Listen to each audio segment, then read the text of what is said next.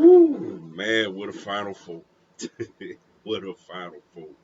That's probably the best men's Final Four in like a long time, man. The best one I can remember in recent memory, man. What's up, everybody? It's your boy, Mr. Dugas, coming at y'all with another episode of Drop It Downs with Mr. Dugas. And tonight I'm going to talk about today's men's Final Four as you had the Florida Gators beating the Auburn Tigers 79 to 73. And you had the Houston Cougars in completing, in my opinion, the greatest Final Four comeback I've ever seen. As they take down the Duke Blue Devils 70 to 64. And now you have the national championship game Monday between the Florida Gators and the Houston Cougars. I'm gonna just give my thoughts on the two games today, and also take a look ahead and make a prediction for the game Monday night. Before I get into this video, man, for anyone, if you want to drop it down on the Cash App information down in the description box. Also, if you want to follow me on social media, that information is down in the description box. If you're a subscriber to the channel, greatly appreciate the love and support. If you're new to the channel, welcome. Make sure you subscribe, hit the bell notification button, like the video, and share it with your folks. First, man, we're gonna start off with the early game, man. The Florida Gators beat the Auburn Tigers 79 to 73. That was a comeback. Wasn't quite as epic as the Houston Duke comeback, but this was a comeback by Florida as well, man.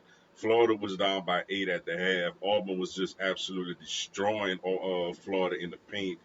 Jahan Broom, Cartwright was doing their thing down low on the block. And Florida was looking like they just couldn't play with him, man. But then Walter Clayton Jr., man. It's funny, bro. Like I look at a lot of these mock drafts, and I don't see him nowhere no first round pick or nothing like that, man. I guess he don't have the athleticism or whatever these NBA scouts looking for.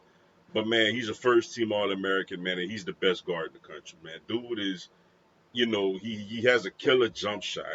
Then he could get to the rack and finish over people with the right or the left hand. Pull up jumper. I mean, he's a scoring guard, man. He's dynamic. And he took that game over, man, particularly in the second half, finished with 34 points.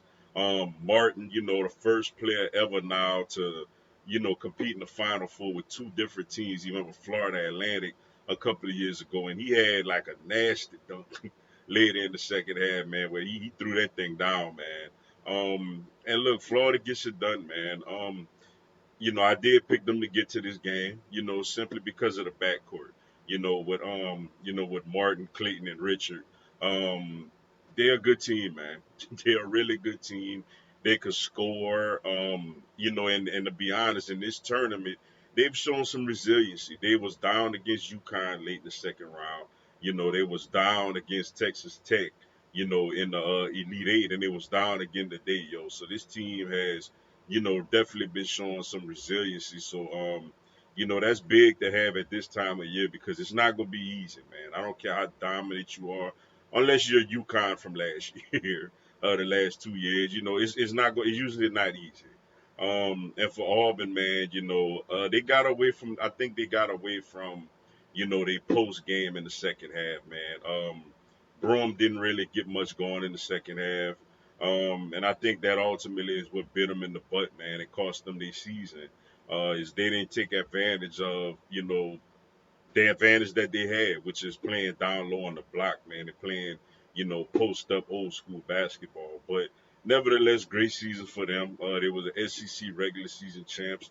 I think Bruce Pearl is a heck of a coach, man. Everywhere he's been, at Wisconsin, Milwaukee, led that team to the tournament. Tennessee brought that program basically from dead, to contending in Elite Eights and stuff. And it's Auburn, Auburn ain't really been known as a men's basketball school like that in my lifetime until Bruce Pearl got that, man. And he's now taking them to two different Final Fours, man. So I think they're in good hands, and I think he's done a great job. But Florida, man, they that good. They're legit, man, especially that backcourt. And then the crazy nightcap. Houston comes from behind and beats Duke 70 to 67. And like I said, man, one of the biggest comebacks I think, in my opinion, is the biggest comeback I've ever seen, considering the circumstances and all that. Man, Duke was up 14 with 8 minutes left, and then they were up like 9 with a minute 21 left, and they were up 6 with like 30 seconds left or something like that. In Houston, man, Calvin Sampson. I did pick Houston, to win this game in my bracket. You know what I'm saying? I did pick Houston to play in the national championship. Because I just like the way they defend, man. I think they just go on these spurts defensively where they just completely swallow you up, man. They protect the rim. They get great on ball defense. And then on offense, man, they got a little scoring punch now, man. LJ Cry had 26 points in this game. Sharp came on late, with 16. And Roberts, man, was a big contributor to this game. A double double, 11 points, 12 rebounds. His defense on Cooper Flag was immaculate, down the stretch. And then, getting a big rebound and making two free throws, man. He's only like a 62% free throw shooter, but nevertheless went up to the line and knocked down both the free throws, man. Just a great, great win, for Houston. And this with their leading scorer, Uzan, in foul trouble all night and only finishing with 7 points. Calvin Simpson's a coach that I just really respect. He's been at it for a long time, and I want to say this is the first time he's going to be playing for a national championship, man. Just incredible. And if he wins, he would be the oldest coach in NCAA history to win a national championship. So just shout out to him, man, and just, the work that he's put in with this team and reviving this Houston program. Back to like the five slammer jammer days. And for Duke, man, they're gonna be kicking themselves for this one, man. Like this was a look, Houston fought hard, didn't give up and all that, and that's very well true. But Duke choked this thing away.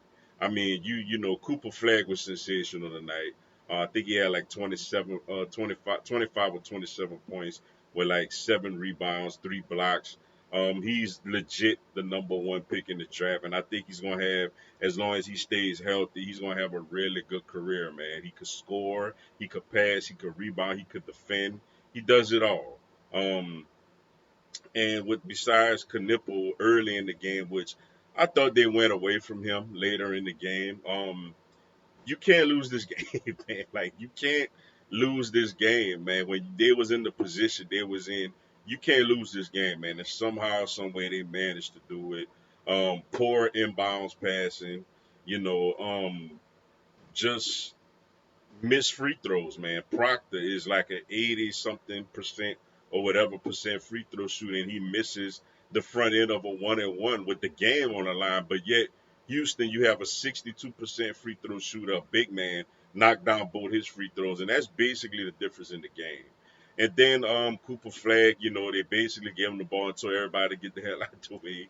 And Roberts, man, who was just doing a great job on him, making him work all night long whenever he was guarding him.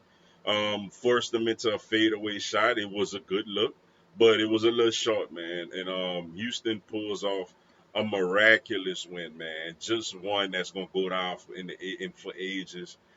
Just a big time win for them, and for Duke, heartbroken loss, especially with a generational talent like Cooper Flag that they had on this team.